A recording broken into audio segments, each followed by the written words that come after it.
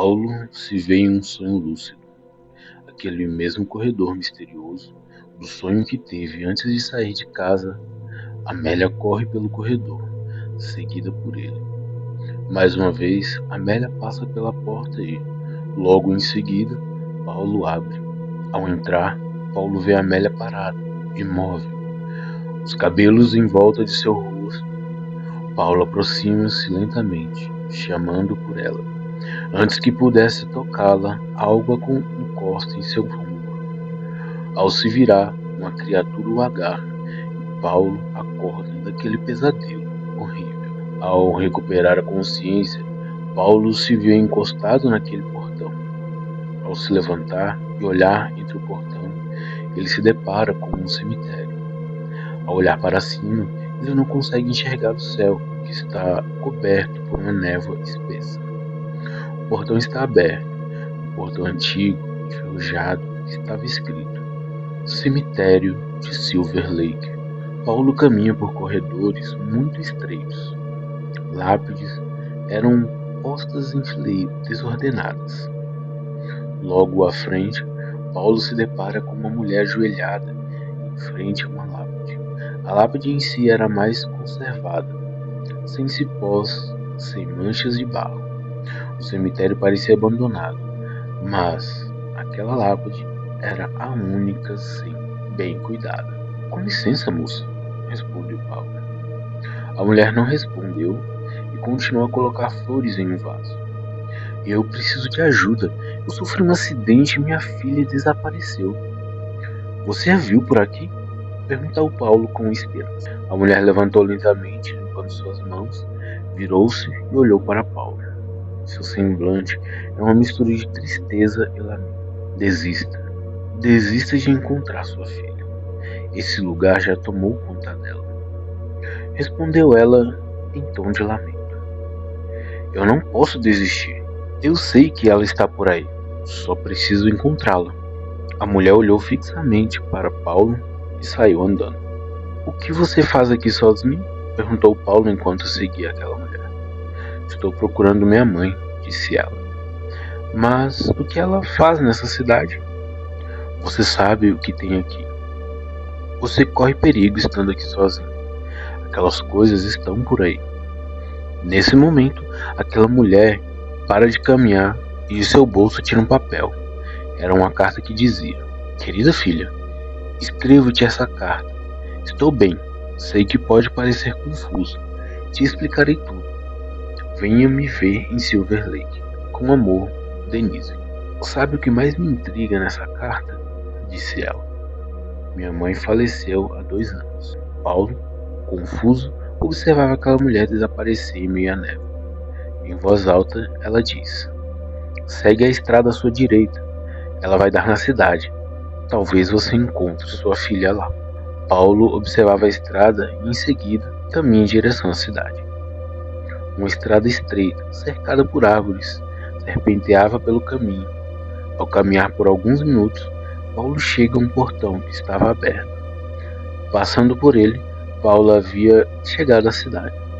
Com pouca visualização, por conta da neblina, Paulo avistou o que parecia ser um estabelecimento com luzes ligadas lá dentro.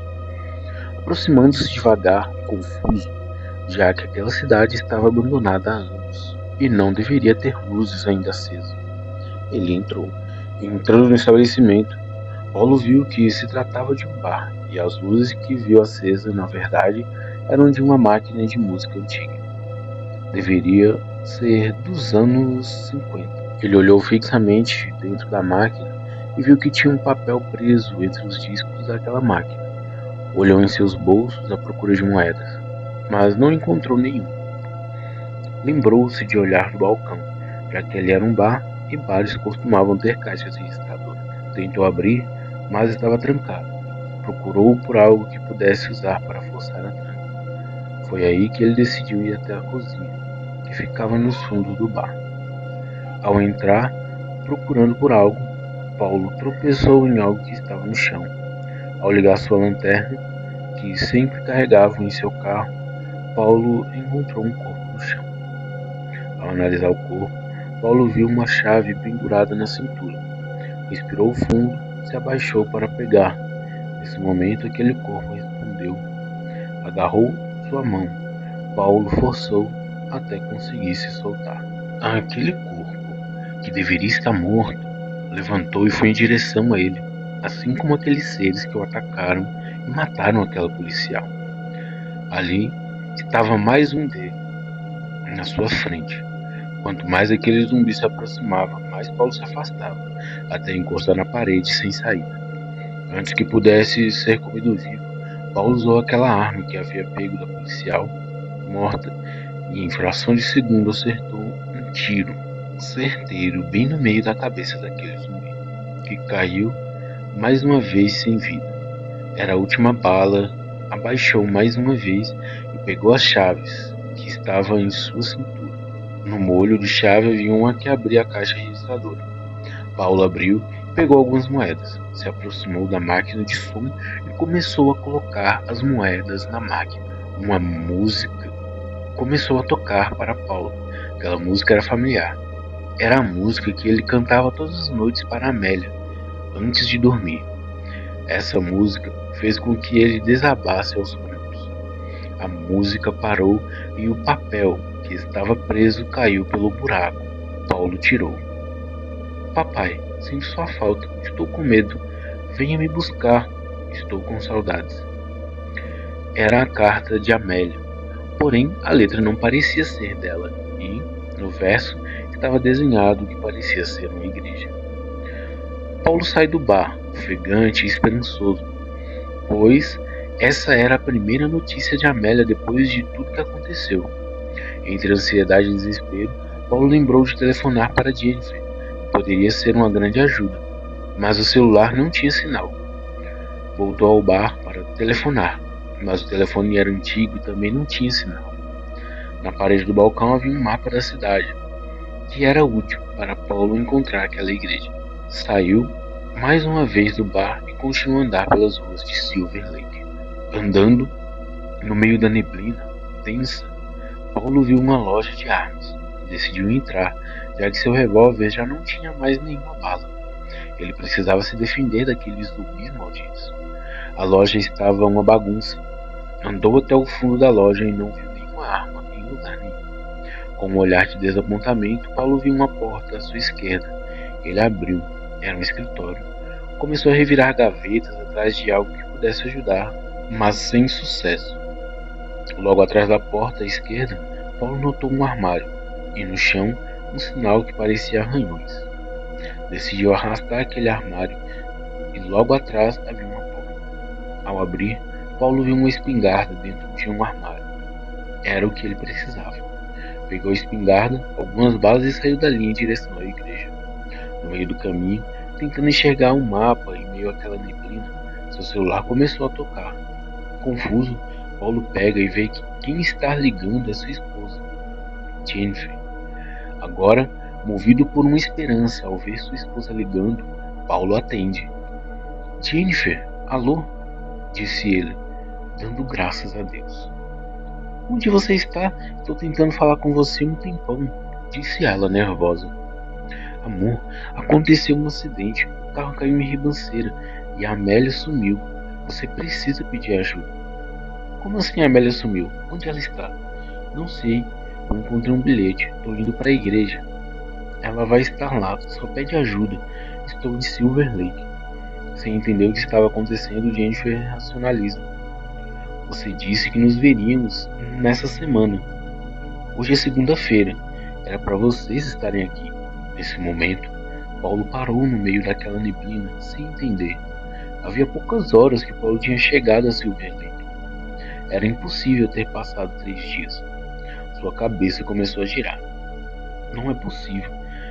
Tem pouco tempo que eu estou aqui. O acidente foi há poucas horas, exclamou ele.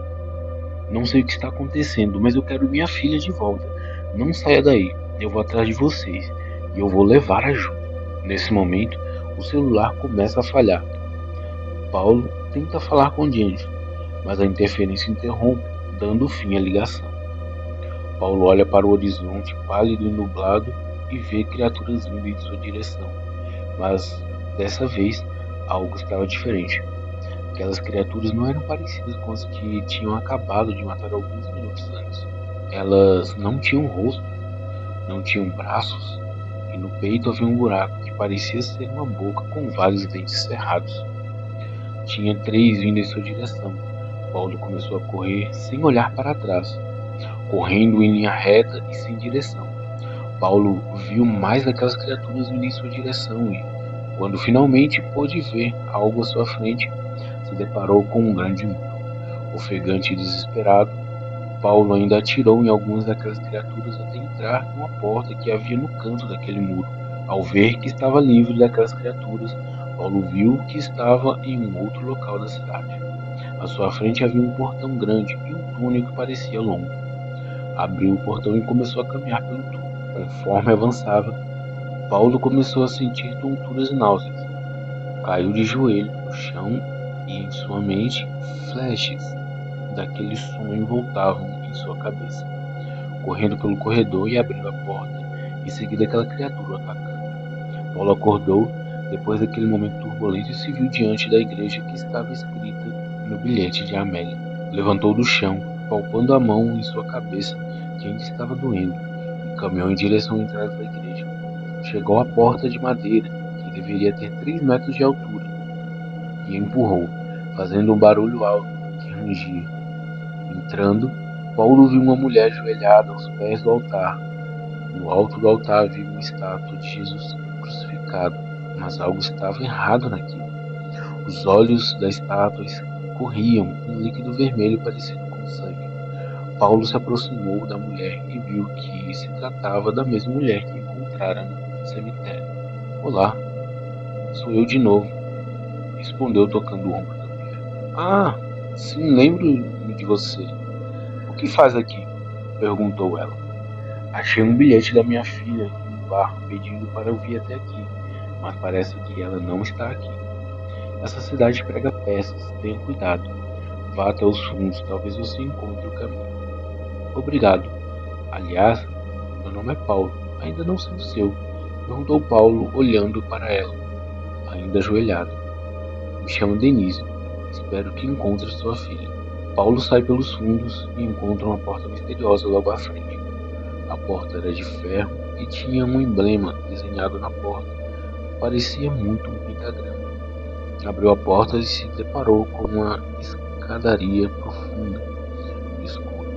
Expirou fundo e começou a descer.